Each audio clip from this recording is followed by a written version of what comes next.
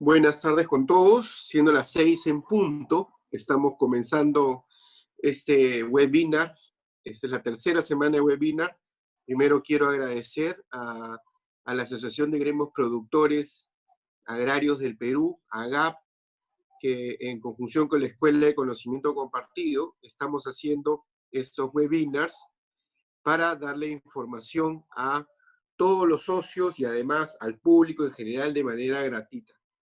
En la semana pasada fue una semana de súper conocimiento, hubo 3 webinars, la anterior hubo uno muy importante de logística para saber cómo va el puerto y cómo va el tráfico de nuestros contenedores hacia el exterior. Y la semana pasada hubo uno muy bueno de los protocolos de sanidad, eh, que la empresa Vanguard nos dio un ejemplo de cómo están trabajando ellos estos protocolos de seguridad para que la gente no se contagie de este terrible virus, el COVID. Además, hablamos de Reactiva Perú y finalmente vimos algo de resiliencia en estos momentos de crisis. Esta semana, esta es nuestra primera exposición con Duncan Sedano, un gran expositor, conoce muy bien nuestro sector, y él nos va a hablar de la parte laboral, ¿no? Está claro que los trabajadores de las empresas, así como los dueños de empresas, estamos sufriendo tiempos difíciles. Hay industrias que están totalmente paralizadas, como los restaurantes o los servicios turísticos, y donde se necesita un gran apoyo por parte del gobierno, y lo está dando a través de una serie de programas para reactivar a las empresas o para subsidiar las planillas. No cabe duda de que en el futuro cercano va a haber un balance entre cómo hacer para que nuestra gente trabaje, pero no solo trabaje recibiendo un sueldo, sino trabaje de manera segura, en ambientes seguros, para no contagiarnos de esta crisis.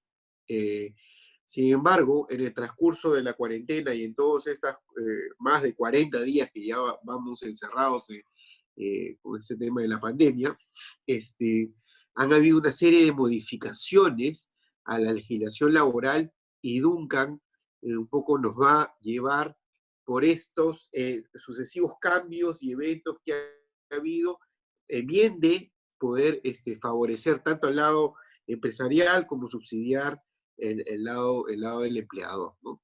Esperemos que las personas que están sufriendo en estos momentos pueda ya terminar su dolor.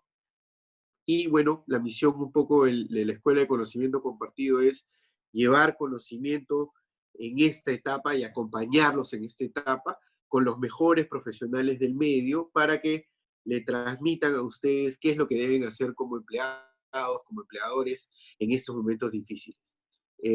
Por favor, Duncan, si estás conectado, te cedo la palabra. ¿Cómo estás, Duncan? Creo que está sincro. Ahí está. Mario, ¿qué Dale. tal? Gracias Entonces, por lo la dejo con introducción. Duncan, que es el especialista en estos temas laborales.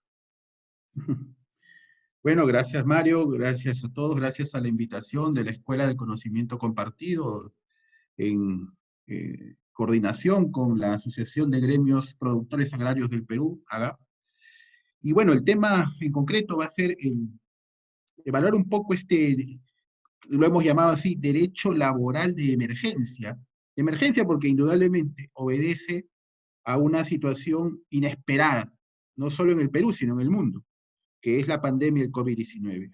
Y esto ha generado que para afrontar el Perú esta situación haya tenido que dar normas una tras otra, incluso de manera apresurada, para poder afrontar la problemática de las empresas que no podían funcionar u otras que pudiendo funcionar lo hacían limitadamente. Es decir, ha sido un conjunto de normas que han ido cambiando con el tiempo.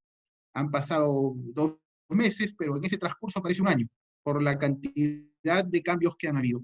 Pero vuelvo a repetir, es de emergencia, porque se entiende que este derecho laboral extraordinario que se está creando es únicamente para atender esta situación excepcional que vamos viviendo.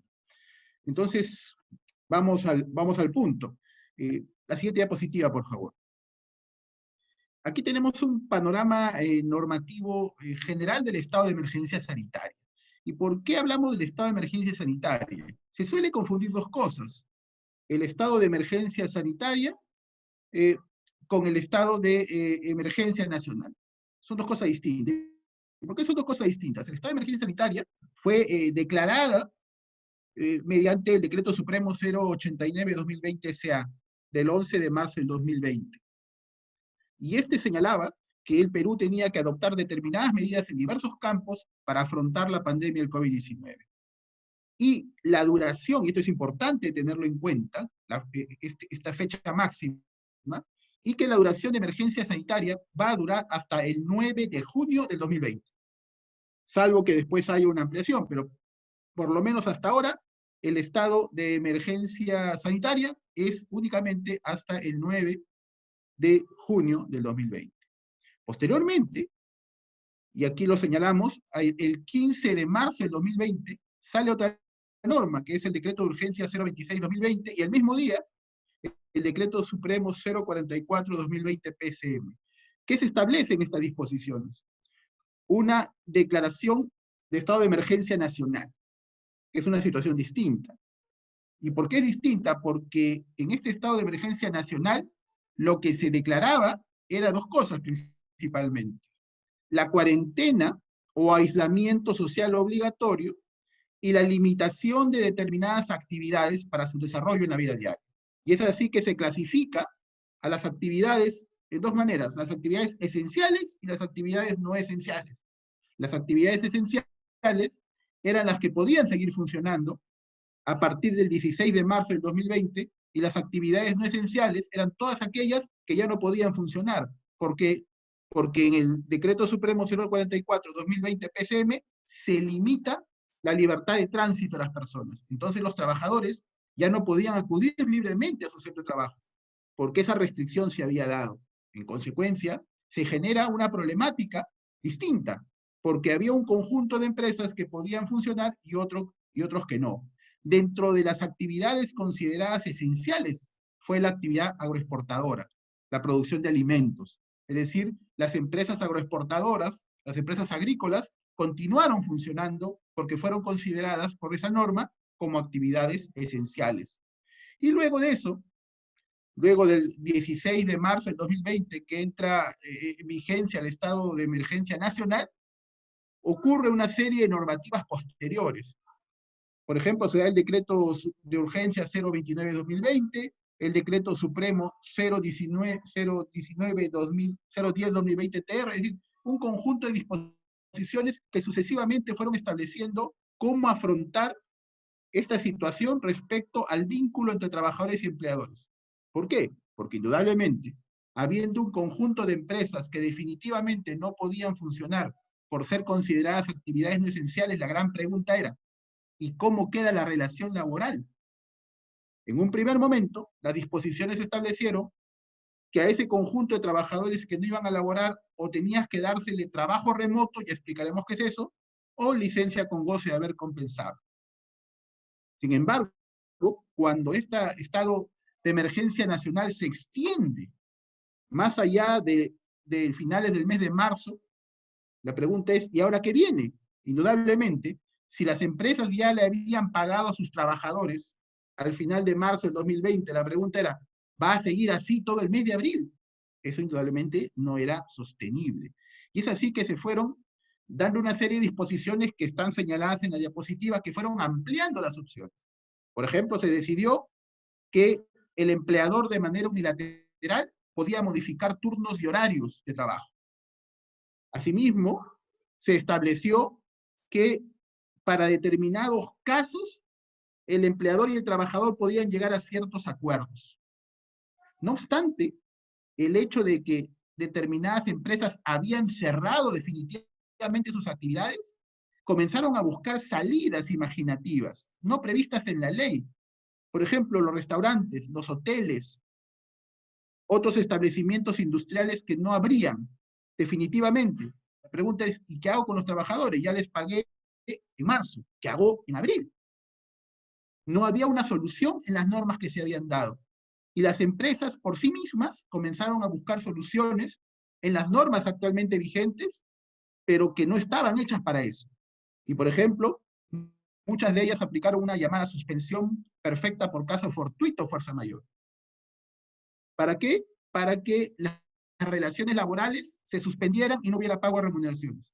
Eso hicieron un conjunto de empresas. Pero finalmente, ¿qué ocurrió? El Estado tuvo que dar una norma donde dijo, bueno, reconocemos que hay una situación problemática. Entonces tenemos que darle a las empresas la posibilidad de armar ciertos esquemas laborales. Uno de ellos, por ejemplo, muy concreto, es, ¿puedo yo llegar a negociar con mi trabajador adelanto de vacaciones, reducción de remuneraciones, reducción proporcional de la jornada de trabajo con remuneración? Y si todo eso no es posible, entonces ya me voy a una suspensión perfecta de labores. Y así se estipuló en el decreto de urgencia 039-2020. Y al día siguiente, todas las empresas comenzaron a ingresar a una plataforma que se había abierto en el Ministerio de Trabajo, sus solicitudes de suspensión perfecta de labores. Inmediatamente. Pero el gran problema vino después. ¿Por qué? Porque casi una semana después se dicta el Decreto Supremo 011-2020-TR, que establece unos criterios muy específicos que modificaban el Decreto de Urgencia 038-2020. Modificaban en el sentido de que establecían, ¿no?, disposiciones que no estaban señaladas inicialmente. Entonces, aquellas empresas que ya habían presentado su solicitud se quedaron un poco en el aire. Dije, oye, un momento, acá te pide balances, acá te pide ciertos criterios, y yo no he cumplido eso, porque yo me basé en el Decreto de Urgencia 038-2020. Al final, la norma que he estipulado, que había un plazo de adecuación de esas solicitudes a la nueva normativa, que vencía hoy. Hoy vence el plazo para adecuar o modificar las solicitudes de suspensión perfecta de labores. Quien lo ha hecho hoy día, pues bien, lo ha hecho hoy día y en consecuencia ya cumplió con el requisito y puede acogerse a la suspensión perfecta de labores. Y a tenor de esas normativas, SUNAFIL fue dando diversas disposiciones para controlar, para supervisar, para inspeccionar tanto el cumplimiento de las normas propias de la suspensión perfecta de labores, como también el cumplimiento de las normas de sanidad o indemnidad que deben observar las empresas para que las labores sigan desarrollándose. Porque, como vuelvo a decir, hay empresas que siguen desarrollando labores por ser consideradas actividades esenciales. Este es un breve resumen, bien, por el tiempo no podemos explayarnos, pero este es un breve resumen de cómo ha ido la evolución normativa desde antes del 15 de marzo del 2020 hasta la fecha. Siguiente diapositiva, por favor. Entramos ahora a las... Solo permíteme interrumpirte, Duncan. Quiere decir que ha habido una evolución, marchas y contramarchas. Todo es perfectible. En efecto, yo pienso que la urgencia de la situación ha producido eso, ¿no? Que en el camino se hayan ido creando soluciones, entre comillas, imaginativas, por llamarlo así, para afrontar la problemática. Y yo creo que eso va a seguir. Este no va a ser el webinar definitivo. Supongo que en mayo van a haber otras disposiciones, no las sabemos y habrá que esperarlas. Perfecto. ¿Sí? Adelante. Sí. Veamos las modalidades de adecuación en la prestación de labores. Y esto se los digo desde nuestra experiencia. Mi persona forma parte de un estudio que asesoramos a diversas empresas. Muchas de ellas han sido consideradas actividades que han seguido trabajando y hay otras que no, han cerrado completamente, con el gran problema económico y laboral que eso les ha causado. Pues bien, y eso nos ha permitido apreciar diversas soluciones que se han ido aplicando, incluso más allá de la norma legal, porque no había otra solución. Por un lado tenemos cuáles han sido las modalidades de adecuación en la prestación de labores de los empleadores que prestan servicios no esenciales. Al respecto hemos apreciado 3 periodos de tiempo. Por lo general, del 16 al 31 de marzo del 2020, las empresas cumplieron dándoles o trabajo remoto o licencia con goce de haber compensable a todos sus trabajadores. O trabajo remoto o licencia con goce de haber compensable. Cuando el estado de emergencia se extiende, luego del 1 de abril del 2020, vemos que hubo otro segundo periodo, del 1 al 14 de abril de 2020, porque a partir del 15 entró en vigencia ya la norma que permitía la suspensión perfecta. ¿Y qué comenzaron a las empresas a hacer? No lo permitía la norma, pero por ejemplo comenzaron a dar vacaciones adelantadas unilateralmente. O comenzaron a las vacaciones ya ganadas, hacer que los trabajadores las gocen, lo que se está permitido. O comenzaron a dar licencias sin goce. Y en otros casos, incluso salió en las noticias, en muchos casos, solicitaron la suspensión perfecta por caso fortuito o fuerza mayor. Solicitaron, entre comillas, ¿qué hicieron las empresas? Como la solicitud se presenta al Ministerio de Trabajo y el Ministerio de Trabajo está cerrado y no corren plazos, entonces dijeron, suspendo a mis trabajadores, armo mi expediente y cuando vuelva a funcionar el ministerio, ahí presento mi expediente. Y así lo hicieron. ¿Y por qué lo hicieron así? Porque no había otro modo. La norma se había quedado en que le das trabajo remoto o licencia con goce de haber compensable. Ahí se había quedado la norma. Tuvieron que buscar soluciones alternativas, hasta que el gobierno, presionado por la exigencia del sector laboral, le dijo, oye, da una solución, ¿no? Y pues bien, sale la norma, el decreto de urgencia, y entra a partir del 15 de abril de 2020, donde ya se establece la suspensión perfecta, pero no al amparo de la norma del decreto supremo 003/97-TR, que es caso fortuito o fuerza mayor, no, sino un tipo de suspensión perfecta especial, generada por el decreto de urgencia 039/2020. Y ahí estamos, en ese momento estamos. Han habido diversas soluciones que se han dado respecto a los empleadores que prestan servicios no esenciales. Vayamos al otro extremo. ¿Qué pasa con aquellas empresas que sí han seguido funcionando? Porque son consideradas servicios esenciales. Pues bien, aquí, en primer lugar, había una prestación normal de servicios. Pero el asunto es el siguiente, como lo sabrán los que me están escuchando. El asunto es el siguiente. Esas empresas, si bien es cierto, siguen funcionando, no lo hacen bajo las mismas condiciones de normalidad. Tanto desde el punto de vista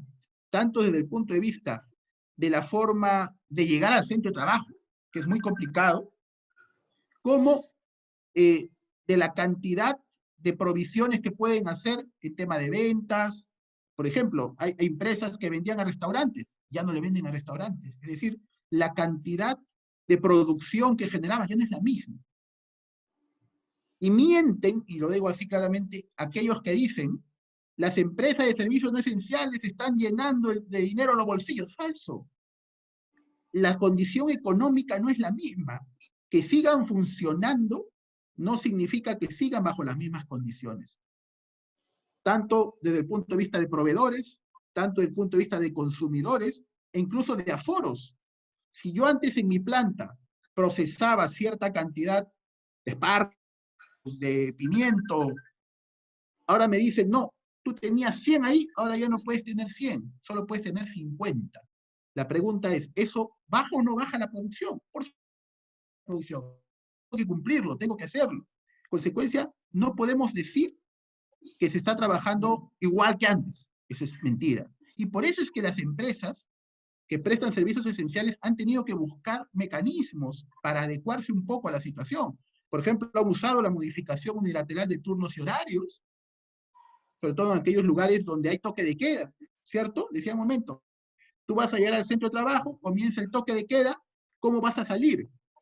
¿Puedes movilizarte? Sí, pero es complicado, te paran deteniendo, te paran pidiendo papeles, entonces mejor termina tu turno nocturno y sales a las 7 de la mañana. Modificar esos turnos y horarios. Así también se estableció el trabajo remoto o licencia con goce compensable. ¿Para quién? Para el personal de riesgo. En estas empresas hay gente que son mayores de 60 años, trabajadores mayores de 60 años. Hay trabajadores que tienen obesidad, hay trabajadores que tienen asma, hay trabajadores que tienen hipertensión arterial. Este conjunto de trabajadores no podía seguir laborando dentro de las instalaciones de la empresa. Así que tuvieron que darle o trabajo remoto o licencia con goce de haber compensable. También se implementó la solución de las vacaciones y hubo mucha crítica, porque la gente decía, ¿cómo me vas a dar vacaciones si yo no puedo gozarlas? Yo estoy enclaustrado en mi casa y el derecho de vacaciones es el derecho que me permite a mí gozarlas libremente. Si estoy enclaustrado, ¿cómo me das vacaciones? Felizmente, hoy en día ya está reconocido que el derecho de dar vacaciones unilateralmente a las ganadas y mutuo acuerdo a las adelantadas es posible. También estas empresas implementaron las licencias sin goce ante ciertos casos. Y también, sobre todo en las empresas agroindustriales, los descansos temporales. Evidentemente, porque los descansos temporales son una característica propia de los contratos intermitentes. Indudablemente, si a consecuencia de estos hechos yo ya no puedo chapodear, por ejemplo, unos tenía que hacerlo, porque la situación no lo da, indudablemente debo descanso temporal a mis trabajadores, porque es la naturaleza propia de la situación. Entonces, estas empresas correctamente han venido usando los descansos temporales justamente por la propia situación del tipo de contratación que tiene. Y por último, en determinados casos, muy pocos, en verdad, se han sometido a la suspensión perfecta parcial. No total, porque indudablemente siguen funcionando, pero sí parcial al amparo del decreto de urgencia 038/2020. Como vemos, cada sector, tanto el sector de servicios esenciales como los servicios no esenciales, ha tenido que ingeniárselas un poco para poder continuar en un caso funcionando y en el otro caso subsistiendo, porque no está funcionando. Eso en cuanto a las modalidades de adecuación en la prestación de labores. Siguiente diapositiva, por favor.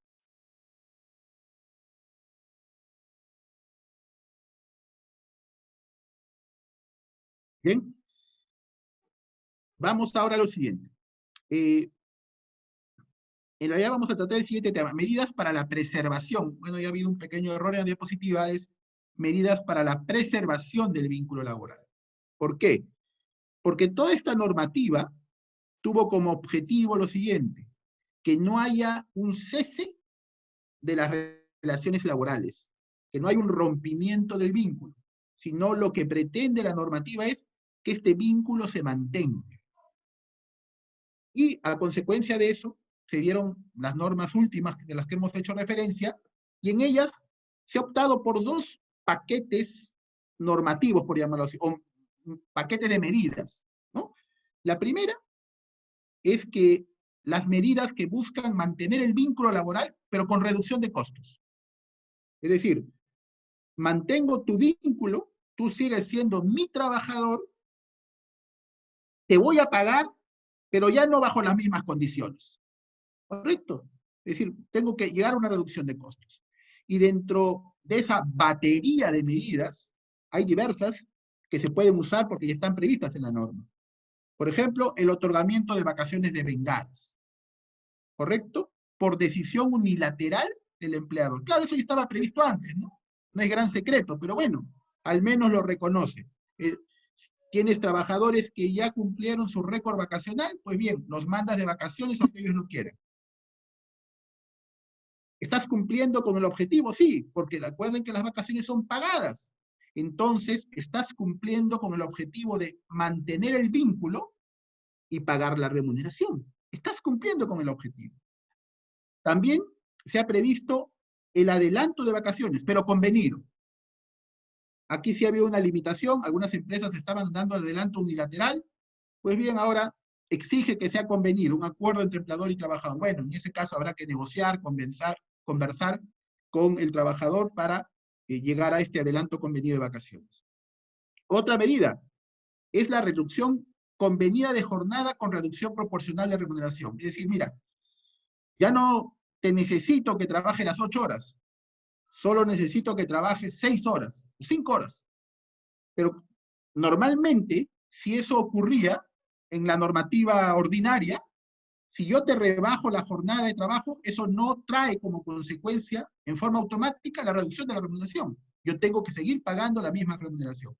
Pero acá te permite que reduzca la remuneración y a la vez reduzcas la jornada de trabajo y reduzcas proporcionalmente la remuneración, siempre que hay un acuerdo entre trabajador y empleador. Otra posibilidad es la reducción de remuneraciones convenidas. Es decir,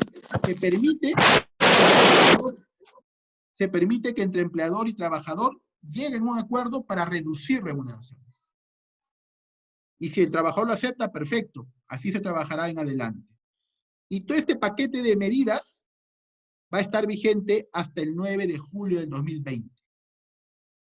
Entonces, esa es la fecha de vigencia establecida en la norma. Todo este paquete de medidas podrá ser utilizado hasta el 9 de julio del 2020. Ahora bien, la pregunta es, ¿este paquete es aplicable a los trabajadores de riesgo? Ya hablamos de aquellos que son trabajadores de riesgo. Dijimos que trabajadores de riesgo son personas mayores de 60 años, aquellos que tienen comorbilidades, asma, hipertensión arterial, obesidad mórbida, etc. Pues bien, este paquete de medidas sí es aplicable a los trabajadores de riesgo. ¿Bien? ¿Cuál es la otra solución de la norma? La suspensión del vínculo laboral sin pago de remuneración. ¿Bien? O sea, aquí ya no... Sí. Duncan, quiere decir que si un trabajador que tiene 60 años y está en el fondo, 65 años, está en el fondo, pero no puede trabajar porque es un trabajador de riesgo y gana 5.000 soles, uno puede llegar a una reducción convenida de remuneración.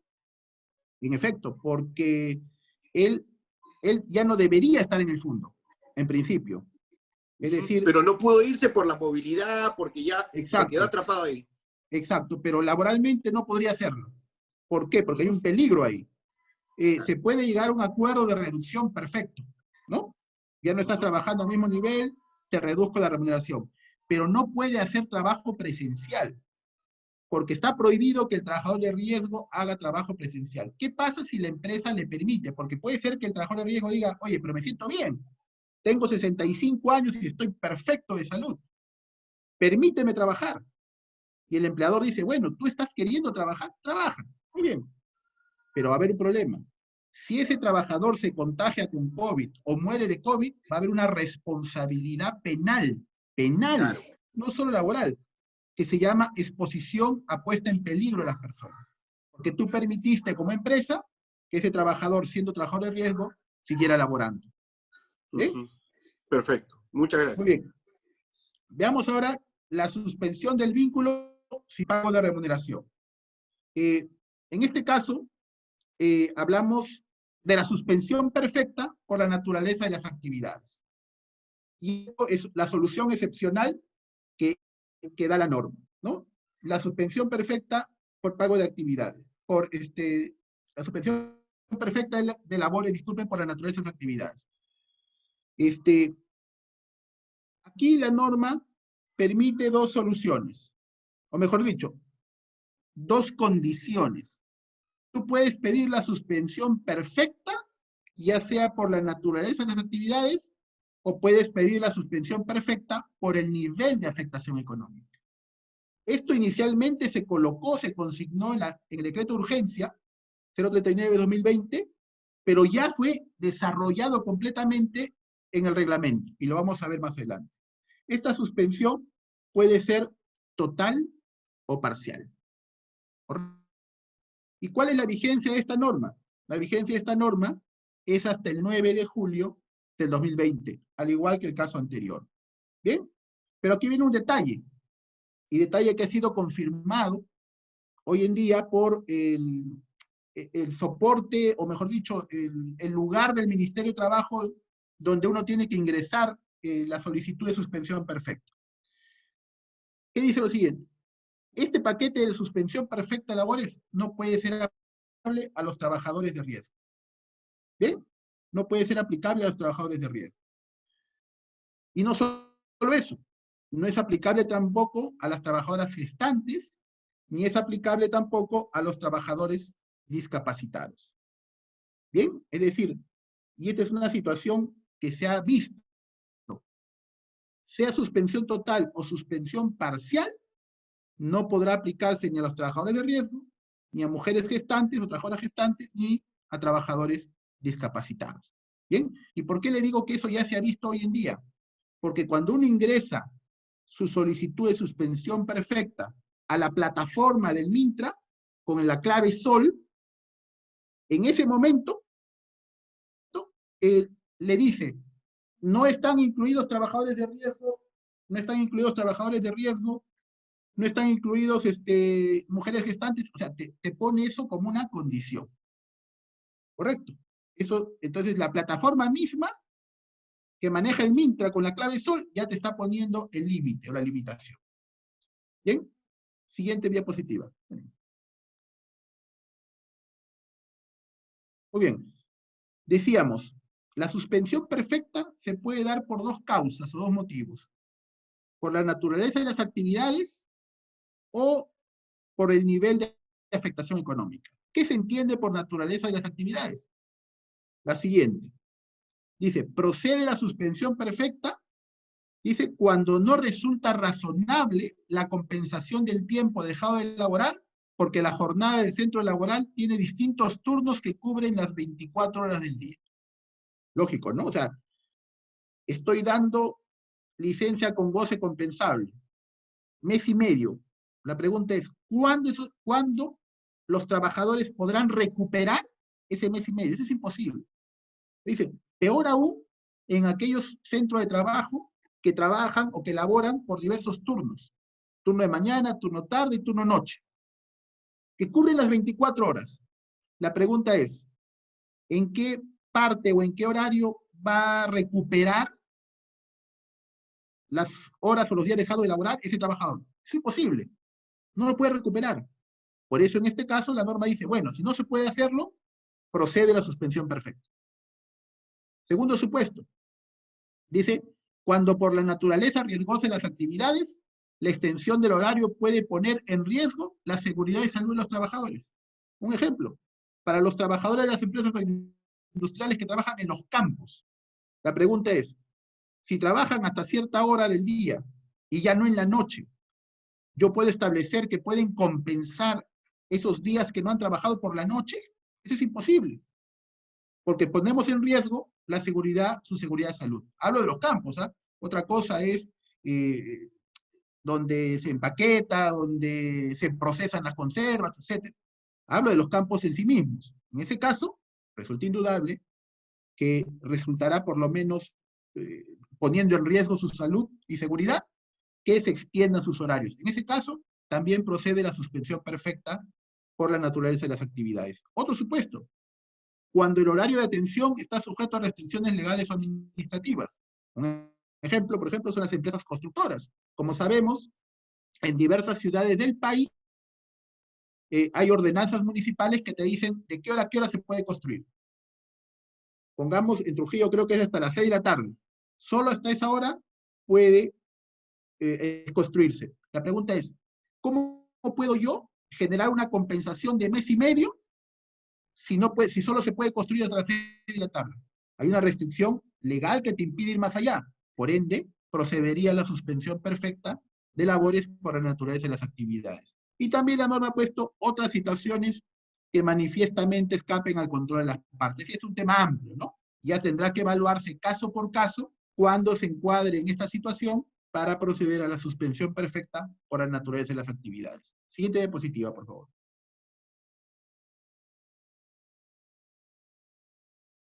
Aquí viene el tema casi matemático que ha introducido el reglamento. Es matemático. Dice, ¿cuándo procede la suspensión perfecta por el nivel de afectación económica? En la norma original, en el decreto de urgencia, simplemente decía por la afectación económica, no decía nada más. El reglamento ya le ha venido a poner números. ¿Y cuáles son esos números? Muy bien, los siguientes. En principio, divide a las empresas en servicios esenciales y en servicios no esenciales. Las empresas en servicios esenciales te dice lo siguiente. Dice, cuando los empleadores se encuentran en una situación económica desfavorable, en el que su índice de comparación entre ratios es mayor a 6 para las micro y pequeñas empresas o mayor a 13 para las que no son remipes, para abril 2020. Ahora, si tu solicitud es presentada en mayo 2020, es el siguiente mes, ese índice debe ser mayor a 12 para las remipes y mayor a 26 para las no remipes. Ya vamos a poner un ejemplo de cómo se calcula o se computa esto. Muy bien, eso es para los servicios esenciales. Para los servicios no esenciales, dice, cuando los empleadores se encuentran en una situación económica desfavorable, en el que su índice de comparación entre ratios es mayor a 4 para las remipes o mayor a 11 para las no remipes, para abril 2020, y mayor a 8 para las remipes y a 20 o a 22 para las no remipes para mayo 2020 en adelante. ¿Correcto? Es decir, ¿a qué se refieren estas fechas? La fecha en que yo presento la solicitud a la plataforma virtual del Ministerio de Trabajo. A eso se refiere.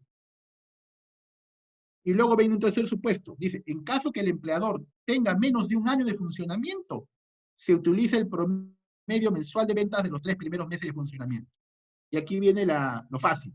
Salvo que las ventas del mes previo a la medida sean 0, en cuyo caso se aplica directamente la medida. Por ejemplo, si mis ventas en abril han sido 0, y yo presento mi solicitud en mayo, automáticamente corresponde aplicar la medida de suspensión perfecta. ¿Correcto? Entonces ahí no hay vuelta que darle. Si en abril mis ventas han sido 0, cuando yo presento mi solicitud de suspensión perfecta en mayo, ahí sale completamente la suspensión perfecta. Es válida completamente. Siguiente diapositiva. Bien. Aquí tenemos un ejemplo de cómo podemos calcular el nivel de afectación económica. Y recordemos lo que hemos dicho en la diapositiva anterior. Aquí estamos hablando de una empresa no remipe, de servicio no esencial, que presenta su solicitud en abril del 2020. ¿No? Lo puede presentar hasta el 30 si quiere. ¿No? Entonces tiene estas 3 condiciones. Y como hemos visto, ¿podemos volver a la diapositiva anterior? Por favor. Te dice, no remipe, servicio no esencial y en abril. ¿Qué cosa requiere? Que sea mayor a 11, ¿no es cierto? Segundo supuesto.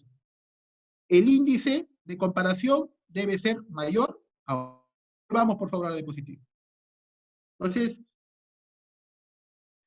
si se trata de una empresa no remipe, servicio no esencial y abril 2020, tiene que ser mayor a 11. Y aquí tenemos 2 ejemplos, 2 empresas.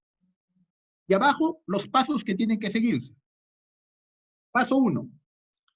Debemos obtener el ratio masa salarial entre ventas del mes de marzo del 2020. Primer paso. Para eso, dividimos las remuneraciones de todos los trabajadores declarados en la PLAME, mes de marzo del 2020, entre el nivel de ventas reportado en la casilla 301 del formulario 621, declaraciones mensuales de IGB Renta. ¿Correcto? Entonces, dividimos uno y otro y obtenemos el primer paso. Y así lo hacemos en el primer supuesto. Marzo 2020. La remuneración mensual de todos los trabajadores, 270.000. El nivel de ventas de ese mes, 705.000. Dividimos y sale un índice. Tenemos el primer índice, 38%. Segundo paso. Bajo el mismo procedimiento, debe obtenerse la ratio masa salarial ventas del mes de marzo del 2019. Se comparan el mismo mes de este año con el mismo mes del año pasado. Es decir, si nuestra solicitud la presentamos este mes de abril, debemos comparar el mes de marzo del 2020 con el mes de marzo del 2019. Si presentamos nuestra solicitud en mayo, debemos comparar el mes de abril del 2020 con el mes de abril del 2019. ¿Correcto? Y se hace la misma operación. Se dividen las remuneraciones de todos los trabajadores declarados en la PLAME de esa época con el nivel de ventas reportado en la casilla 301 de esa época. Y ahí vemos en el ejemplo. Marzo 2019, remuneración mensual de todos los trabajadores, 750.000, nivel de ventas, 2.760.000. Y sale un factor. Ya tenemos entonces dos factores.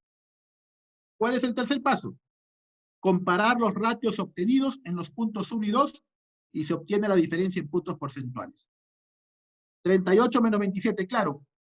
Este es un tema de Excel. Si ustedes hacen el cálculo, porque este es, ojo, este es un cálculo real. Aquí se trata de dos empresas que hemos asesorado, o sea, no son cálculos que hemos inventado. Y si ustedes se dan cuenta, si sacan eso, su cuadro Excel va a haber unos decimales. Y si ustedes los restan, exactamente va a salir 11.15. La pregunta es, ¿esta primera empresa aplica o no aplica para suspensión perfecta de labores?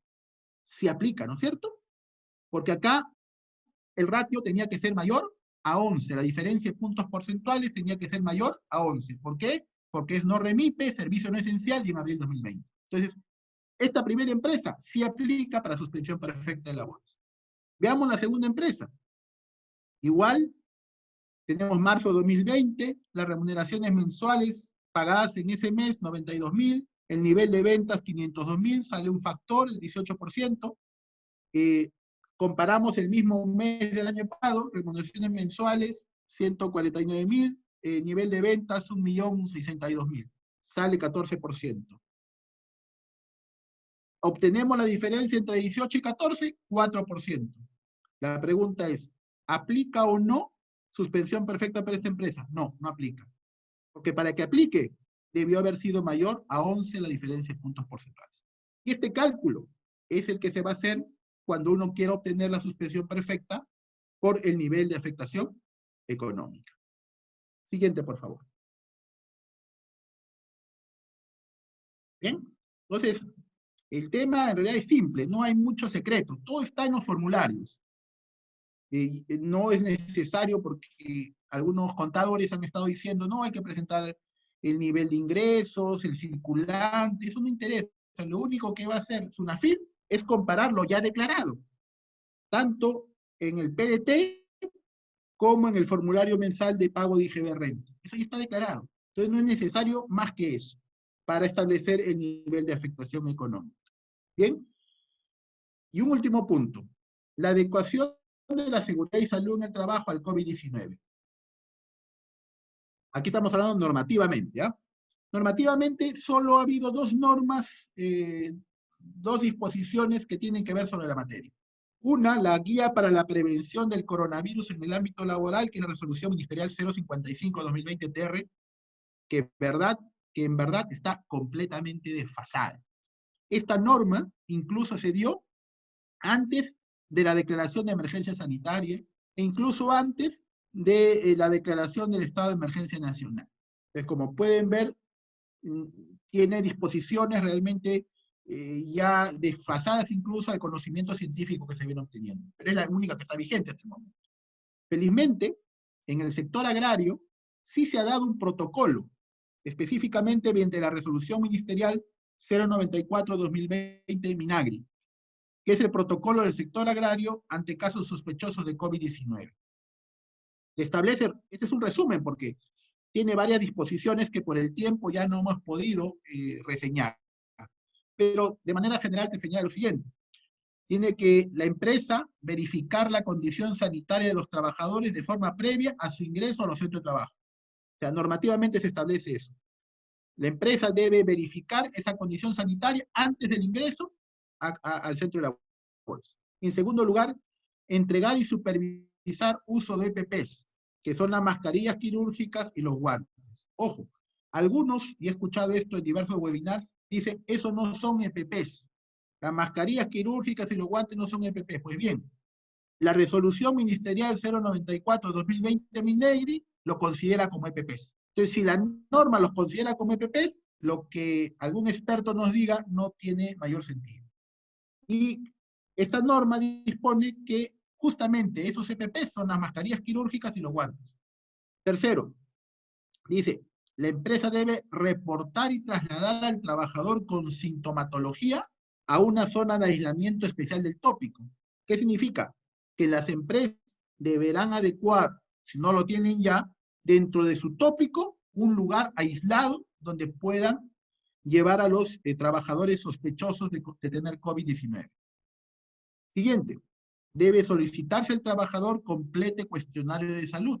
Es decir, la norma obliga a que la empresa exija a los trabajadores que llenen cuestionarios de salud con normas evidentemente, disculpen, con preguntas orientadas a saber su grado de exposición, tanto por sus vecinos, o por sus viajes, o por cualquier otro motivo, COVID-19.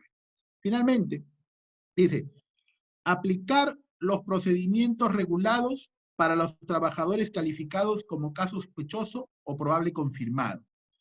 En esta resolución ministerial 094-2020 Minagri es interesante, porque te dice, te diferencia a los casos sospechosos de los casos probables o confirmados. Hablamos de trabajadores, ¿no? Dice, un caso sospechoso, un trabajador sospechoso es el que tiene una afección respiratoria y que pudo haber estado en contacto con otros trabajadores sospechosos de COVID-19. En cambio, un trabajador probable confirmado es aquel que se hizo los exámenes, y miren, la norma lo que dice, pero los resultados no son concluyentes. Si el trabajador se hizo el examen y el resultado no es concluyente, es un caso probable. Pero si el resultado es que tiene la infección del COVID, es un caso confirmado. Y para cada uno establece un protocolo. Lo que no ha establecido la norma es qué hacemos con los casos sospechosos, uno, y qué hacemos con los trabajadores que han estado en contacto con los casos probables o confirmados. ¿Cómo así? La resolución ministerial 092-2020 Minagri te dice, si hay un caso probable o confirmado, todos los trabajadores que estuvieron en contacto con ese caso probable o confirmado dentro de las 72 horas anteriores deben ser enviados a cuarentena de forma obligatoria. Y la empresa tiene que hacer un seguimiento y dentro de las 72 horas tiene que enviar, 72 horas anteriores, digo, todo ese conjunto de trabajadores tienen que ser enviados a cuarentena obligatoria. Y la empresa tiene que hacerle seguimiento telefónico todos los días por 7 días naturales. Eso dice la norma. Muy bien, la pregunta es la siguiente. ¿Cuál será la condición laboral de esos trabajadores a los que les he enviado por cuarentena obligatoria? Ojo, no son trabajadores sospechosos. Son trabajadores que por haber estado en contacto, la norma me obliga a licencia sin goce, licencia con goce, permiso. La norma no dice cómo darle su tratamiento laboral. Igual en el caso sospechoso. La norma no te ha dicho, muy bien, tú eres caso sospechoso y debes ir a cuarentena. Es lo que la norma te dice. La pregunta es, el trabajador en cuarentena, licencia con goce, licencia sin goce, permiso. En cambio, lo único que sí está previsto en la norma es que si se trata de un trabajador probable o confirmado, en ese caso procede la suspensión imperfecta de labores. ¿Qué significa suspensión imperfecta? El trabajador sigue recibiendo su remuneración. Nuestro criterio es que tanto en los casos sospechosos como en los trabajadores que han estado en contacto y la empresa debe enviar en cuarentena obligatoria, debería proceder una licencia con goce de haber. Ese es nuestro criterio. No está en la norma, pero consideramos que por la situación misma que se da, evidentemente no es responsabilidad del trabajador, la empresa tendría que darles una licencia con goce de haber. Tenemos conocimiento en determinadas empresas que le han dado licencias sin goce. No consideramos que esa sea la conducta más adecuada, sobre todo teniendo en cuenta que nuestros trabajadores son nuestro principal recurso, ¿no es cierto?, para afrontar más adelante la reconstrucción que debe hacerse. Muy bien, esto es en resumen la exposición. Mucho se ha quedado en el tintero, ¿no? Inicialmente tenía varias diapositivas más que explicarles, pero el tiempo es corto y, bueno, ya podremos contestar las preguntas o el debate que se genere sobre el tema. Gracias. Así es, Duncan. Queremos hacerte unas siguientes preguntas de parte de nuestros espectadores. Una consulta. ¿Al personal con riesgo se le debe seguir pagando su remuneración hasta que dure la cuarentena? Al personal de riesgo, las normas, las últimas incluso, señalan que sí, que lo que tienes que garantizar, dice, es la existencia o el mantenimiento del vínculo, así como la percepción de la remuneración. Eso obliga a seguir pagándola, pero también nos permite, como ya le hemos dicho, las últimas normas, nos permite llegar a un acuerdo de reducción y otras alternativas que antes no se podía usar, como adelanto de vacaciones, etc. Es decir, pero lo que sí no puedo dejar de hacer, porque la norma me lo exige, es seguirle pagando una remuneración. Siguiente pregunta. El trabajador de riesgo es considerado independiente de su edad, ¿verdad? Por ejemplo, alguien que sufre asma, pero es menor de 60 años. Sí, podemos presupuestos. Trabajadores de riesgo por la edad tienen más de 60 años, pero están sanos. Son trabajadores de riesgo por el solo hecho de tener más de 60 años. Trabajadores que son menores de 60 años, pero tienen algún riesgo de salud establecido en la norma, porque hay normas que establecen cuáles son los riesgos. Hipertensión arterial, obesidad mórbida, asma, etcétera, lo establecido en la norma. El trabajador ahí puede ser menor de 60 años, pero si tiene asma, por ejemplo, es trabajador de riesgo. Ya por último, el tercer caso, que seas mayor de 60 años y que tengas diabetes. Ahí por ambos lados eres un trabajador de riesgo. Bien, siguiente pregunta. Antes de la suspensión perfecta, ¿es necesario que el empleador te pregunte si puedes hacer trabajo remoto? No. Lo que, en primer lugar, la decisión del trabajo remoto nace de la propia empresa. Es decir, hay labores que admiten trabajo remoto y hay labores que no la admiten. Hay labores, funciones, puestos de trabajo, cuyo objetivo es que el trabajador esté presencialmente en la empresa. Ahí jamás, por ejemplo, un supervisor, el supervisor de una línea, puede hacer trabajo remoto. ¿Qué trabajo remoto va a hacer? Si su función es supervisar la línea. Entonces, en esos casos, cuando no es posible aplicar, la norma dice licencia con goce de haber compensable. ¿Correcto? Eso es lo que señala en esos casos. Pero también admite, como hemos dicho, diversas opciones o diversas posibilidades que el empleador puede usar, que hemos explicado. Siguiente pregunta. Si el personal de riesgo no se le llega a pagar su remuneración, ¿de cuánto sería la multa de la empresa?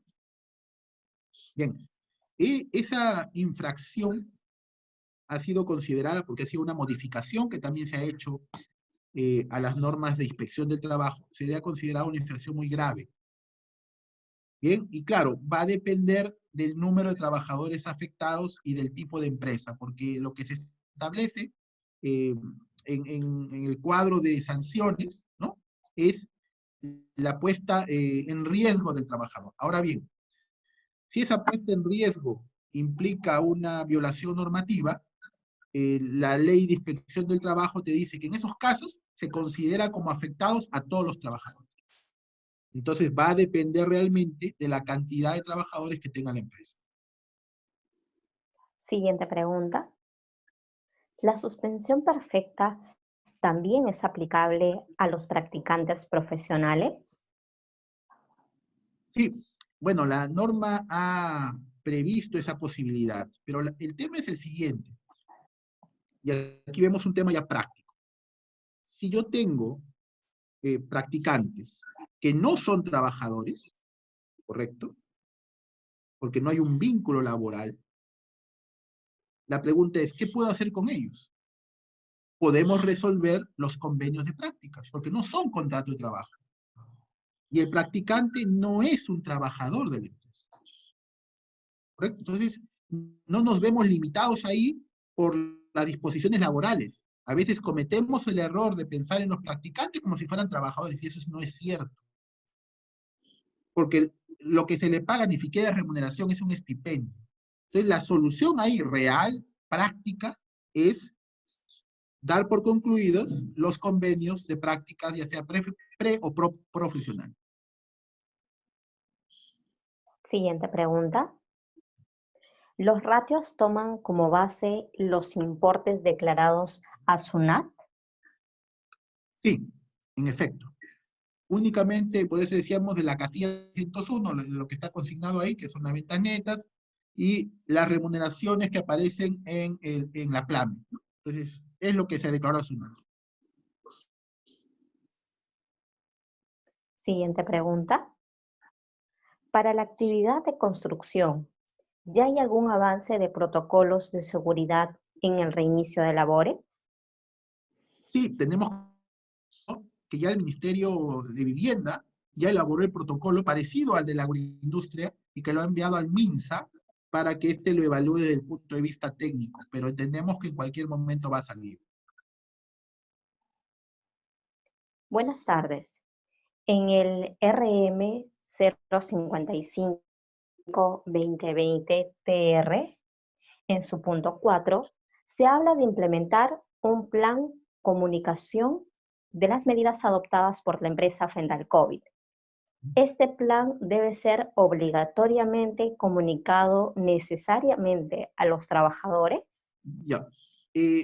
Bueno, justo era una de las partes que por el tiempo no pudimos exponer, que es interesante porque nosotros ya tenemos la experiencia de empresas agroindustriales que vienen siendo inspeccionadas por este tema. Y todo el conjunto documentario que le están exigiendo SUNAFIL a estas empresas.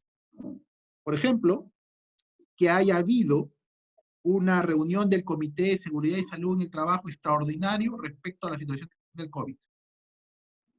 Por ejemplo, que el IPER se modifique para poder contener este tema del COVID.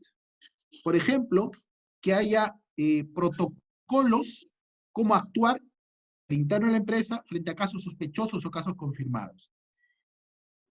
Y otro que exige SUNAFIL es cuál ha sido tu procedimiento de comunicación a los trabajadores de tu plan de prevención frente al COVID. Entonces, sí, lo exige.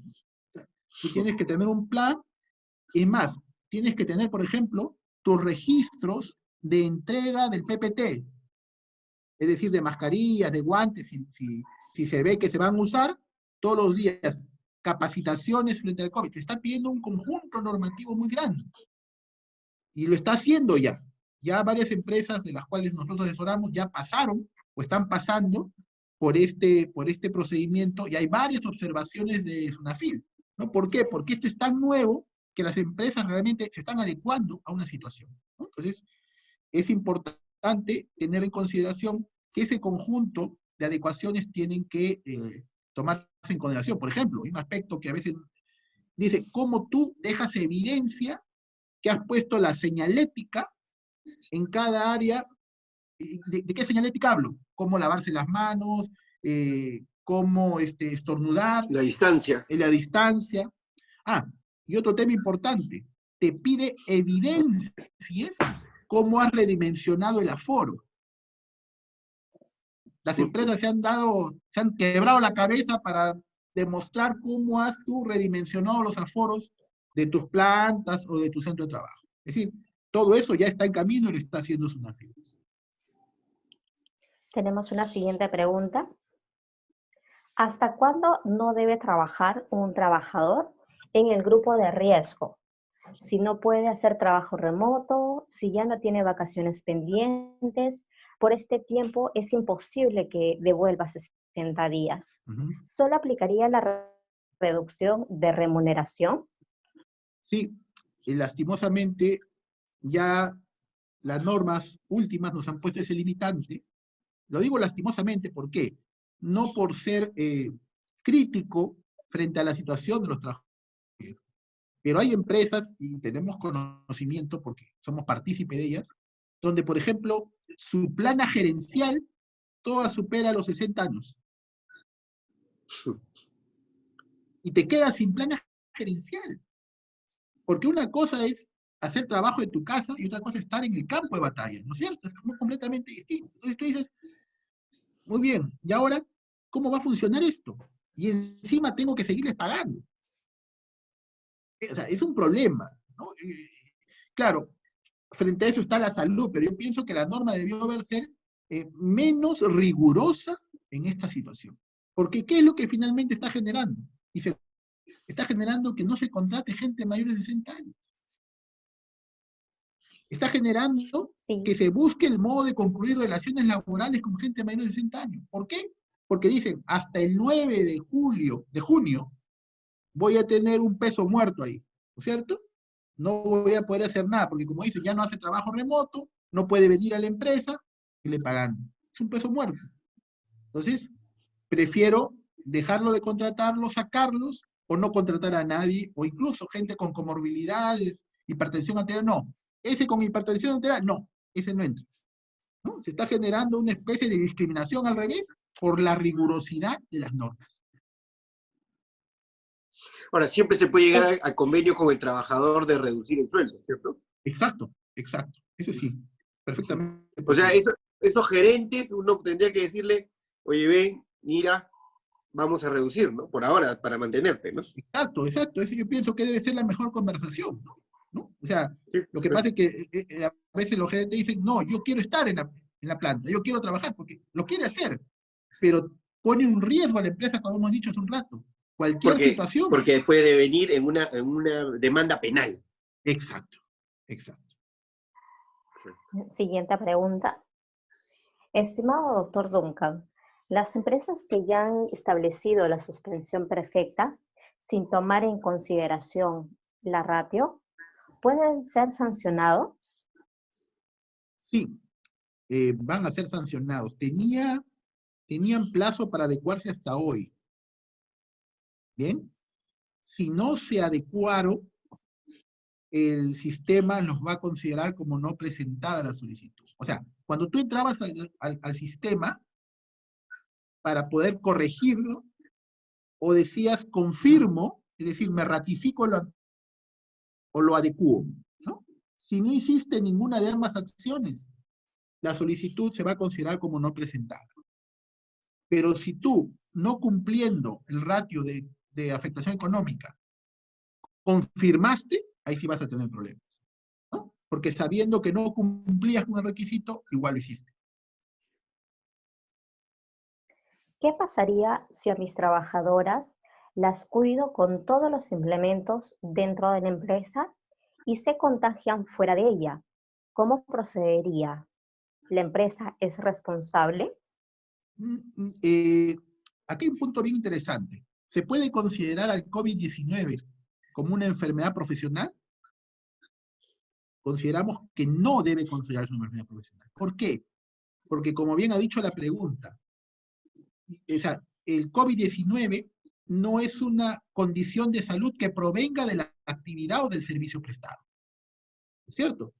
Es decir, el COVID-19 yo lo puedo adquirir en el centro de trabajo o en mi casa. No es íncito a la relación laboral como puede ser la hipoacusia, ¿no es cierto? Distinto, la hipoacusia yo la obtengo en el centro laboral, por la labor misma que estoy desarrollando. Entonces, si no lo considero una enfermedad profesional, yo no tendría por qué ser responsable si es que demuestro que he seguido todos los requisitos exigidos por la normativa, y lo demuestro, ¿no? Le hago sus controles diarios al ingresar, de pronto de un día para otro viene con fiebre, y yo demuestro que he cumplido todos los requisitos, yo diría, muy bien, acá no se ha contagiado afuera. Y como se ha contagiado afuera, yo no puedo ser responsable, porque vuelvo a repetir, no es una enfermedad profesional. En estos momentos hay una tendencia de ciertos estudiosos del derecho, entre comillas, que quieren considerar una enfermedad profesional. ¿Con qué objeto? Con el objeto de que pueda ser cubierto por ciertos beneficios. Eso sería absurdo. Sería absurdo, porque no es una enfermedad profesional. No podemos vestir a un santo con las ropas que no tiene. ¿Correcto? Entonces sería malbaratar el derecho laboral. Pues no es una enfermedad profesional. Si soy personal de riesgo, pero mi contrato está por vencer, ¿la empresa está obligada a renovarme el contrato? No. No existe ninguna obligación de renovar los contratos. Si yo firmé un contrato con una fecha, y yo sé cuál es el término de la relación laboral, por el hecho de ser trabajador de riesgo, la empresa no está en obligación de renovar contratos. ¿Cuál es la única obligación de renovación?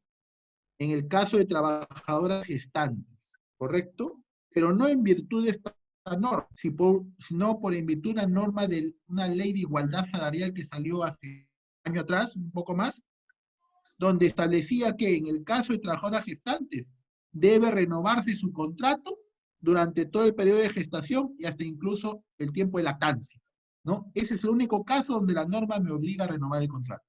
Pero en el caso de trabajadores de riesgo, no. Siguiente pregunta. Si tengo trabajadores que vencen su contrato durante la suspensión perfecta de labores, ¿cómo quedarían sus pagos de beneficios? CTS, vacaciones truncas y gratificaciones. Gracias por su respuesta. A ver, aquí la pregunta, vamos a apreciarla desde una perspectiva, desde dos perspectivas. La primera es, vence su contrato durante este periodo. Si estuvo sujeto a una empresa de actividad esencial, o estuvo trabajando, o estuvo con licencia, o estuvo en alguna de las condiciones. La empresa sigue trabajando, ¿correcto? Entonces, en ese sentido, termina su relación laboral, se le liquida sus beneficios sociales, y listo, ¿no? Se le paga, etc. El tema va a ser, si estamos hablando de una empresa que desarrolla una actividad no esencial, esa empresa está cerrada, no está funcionando. Entonces, aquí va a haber un problema. ¿Por qué? Porque si termina su relación laboral y no hay renovación, la empresa va a tener que pagar su liquidación de beneficios, que como sabemos son 48 horas después del cese. Pero la empresa no tiene dinero para hacerlo. Entonces ya ese es un tema práctico, no tiene dinero para hacerlo. Estaría obligado, pero no tiene, simplemente la situación está cerrada. Entonces ahí cabría argumentar eso perfectamente ante la SUNAFIL. No es que me niegue a pagar, pero no te puedo pagar entre las 48 horas, por una razón muy simple. Hace mes y medio estoy cerrado. ¿No es cierto? O sea, creo que el SUNAFIL no podría ser tan draconiana de decir, oye, no funcionas hace mes y medio, completamente cerrado tu negocio, y me exiges que pague una liquidación de beneficios sociales entre las 48 horas. O sea, ya eso va a corresponder a la defensa que haga la empresa. Si el personal tiene el tipo de contrato intermitente, ¿se puede dar de baja aunque tuviera más de 6 meses laborando en la empresa? Si es un contrato intermitente, en primer lugar, tiene 6 meses en la empresa. Si es un contrato con una fecha y concluye será de baja. La otra solución es, si es un contrato intermitente, se le puede dar descanso temporal durante el periodo que no haya una prestación efectiva de servicios. Descanso temporal implica no hay prestación ni tampoco hay remuneración. No habría problema desde ese punto de vista. En el caso de los practicantes pre y profesionales, si sus actividades no permiten laborar de manera remota, ¿a ellos se aplica licencia con goce de haber o suspensión perfecta? A ver, partíamos de que los practicantes pre y pro no son trabajadores, ¿no? No son trabajadores. No son trabajadores. Ahora, la norma los ha incluido dentro de la modalidad del trabajo remoto, ¿no? Ahí le han dicho, bueno, se puede aplicar, y etcétera, y se le puede incluso, si no se puede hacer eso, se le puede dar el estipendio, porque no es remuneración, el estipendio, lo asemejan a una licencia con gozo. Pero si yo fuera el empresario, si yo fuera la empresa, yo simplemente, ¿qué cosa haría? O sea, ¿por qué voy a mantener un conjunto de personas que todavía no son trabajadores? Han estado practicando. O sea, no tienen un vínculo laboral conmigo. Lo que yo debería es dejar sin efecto los convenios, y cuando todo se normalice, volvemos a reiniciar los convenios, ¿no? Sería un poco ir en contra del patrimonio y mantenimiento de la empresa. Pagarle a todos los practicantes una especie de licencia con goce. En el supuesto que un personal de riesgo no quiere llegar a ningún acuerdo con el empleador por las opciones tanto vacaciones o reducción, etcétera, ¿cómo podemos proceder? Bueno, ahí estamos ante un problema, ¿no? Es decir, lo único que yo puedo hacer unilateralmente es otorgarle las vacaciones ya ganadas. Ahí no necesito el acuerdo. Pero si ya tuvo vacaciones, ya las gozó y me veo limitado, lo único que voy a tener que hacer es esperar hasta el 9 de junio del 2020, seguirle pagando, pero yo ya sé que con esa persona no puedo contar, ¿no es cierto? Si en mis momentos difíciles ese trabajador no se puso la camiseta, significa que no vale, no sirve. Y seamos claros, ¿no? Duros. O sea, no trabaja y quiere seguir ganando, ¿cierto? O sea, con ese trabajador tendré que tenerlo hasta el 9 de junio y pues más adelante, indudablemente, no quiero que me acompañe en la empresa. Si la empresa tiene que negociar con sus trabajadores la reducción de su remuneración, en el caso de los sindicatos, ¿cree usted que sería mejor acogerse a la suspensión perfecta antes de una reducción? Ya que este aumento que han tenido los sindicalizados es debido a las negociaciones colectivas con el paso de los años. Y puede que la empresa se niegue con el tiempo a que haya aumento, alegando que ha habido pérdidas en estos tiempos. Claro, lo que pasa es lo siguiente.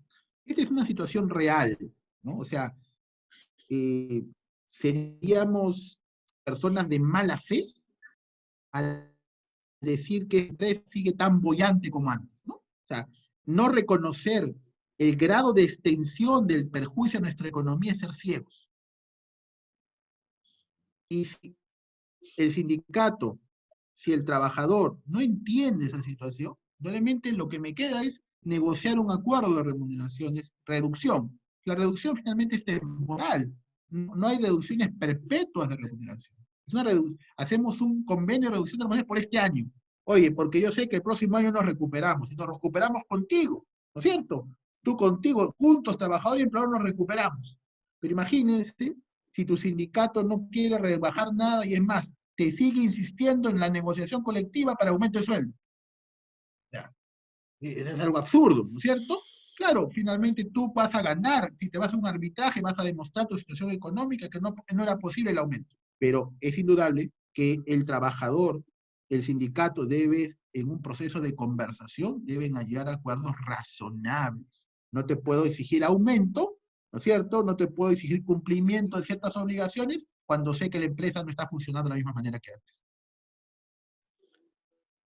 Al trabajador que se le ha otorgado licencia sin goce puede acceder al retiro de su CTS y AFP, ya que la norma habla solo del trabajador que se le ha dado la suspensión perfecta. En efecto, este es un limitante. Únicamente es posible el retiro de CTS y la AFP si ha habido suspensión perfecta de labores aprobada. O sea, el Ministerio de Trabajo primero tuvo que haberse pronunciado. No hay ese supuesto en la licencia sin goce. Tenemos una pregunta más. Si un trabajador sí puede hacer trabajo remoto, pero la empresa no le pregunta, ¿puede entrar a suspensión perfecta? A ver, eh, la decisión del trabajo remoto nace del empleador, es decir, el empleador debe considerar que sí se puede hacer, o sea, que el objeto del puesto de trabajo sí se logra a través del trabajo remoto. Si el trabajador, si el empleador considera que no es posible aplicar el trabajo remoto y que además tampoco es posible aplicar la licencia con goce, entonces procedería a la suspensión perfecta. Pero indudablemente no solo a él, sino a un conjunto de trabajadores si estamos hablando de una suspensión parcial. Perfecto, Duncan. Por favor, les pedimos, tenemos más preguntas pendientes. Por favor, pedirle a los espectadores que las demás preguntas nos las puedan realizar tanto a nuestro número de WhatsApp o a nuestro correo electrónico o por cualquiera de nuestras redes y página web. Por esa vía se les estará respondiendo las preguntas que nos acaban de realizar. Mario. Duncan, nos hemos quedado con un montón de preguntas en el Facebook. La verdad es que esto de la SUNAFIL, yo no sé si cada semana cambian de normas, de reglas, que el termómetro aquí. Entonces, este tema da para largo y sobre todo viendo cuáles van a ser las contingencias futuras para las empresas. Porque después de esto va a venir una revisión de registros por parte de SUNAFIL de cómo actuamos en estas fechas. Eso es un tema interesante, ¿no, Duncan? Sí, en efecto, ¿no? En efecto, o sea, va a venir toda una revisión de un montón de disposiciones, a veces exageradas, lo entendemos, ¿no? Por la situación, pero yo pienso que una buena planificación de la empresa sería justamente ir a futuro. O sea, ahorita SUNAFIL solo está inspeccionando por vía remota, no hay una visita física, pero cuando lo haga físicamente, yo ya debo tener subsanado toda la documentación y todas las situaciones para poder afrontar esa inspección. No tanto por el temor a SUNAFIL, lo que pasa es que la situación del COVID-19 es tan delicada en el ámbito de la sociedad, ¿cierto? Que una empresa que no siga esos procedimientos, indudablemente su prestigio, ¿no? Puede sufrir un grave daño más adelante ante cualquier denuncia. Por eso es necesario estos procedimientos. Y tú dices algo muy cierto, están cambiando las cosas a cada rato y a veces hay que estar, ¿no? un paso adelante para ver cuál es la solución, pero no nos queda otra si queremos finalmente que trabajador y empresa salgan de este problema con visión de futuro y con expectativas de crecimiento. Así es. Yo pienso que hay que flexibilizarse, tanto empleador como empleado. Tiene que flexibilizarse porque es el momento de estar unidos para salir de este bache. Esto es temporal. Muchas gracias, Duncan. Esperamos tenerte pronto nuevamente con AGAP y con la Escuela de Conocimiento Compartido. Y excelente, la verdad es que nos ha gustado mucho y muchas preguntas se han quedado en el tintero y que posteriormente te las haremos llegar para responderlas. Muchas gracias. Gracias, Mario. Rosa. Gracias a la Escuela de Conocimiento Compartido, a la AGAP, y ha sido un gusto participar en este webinar.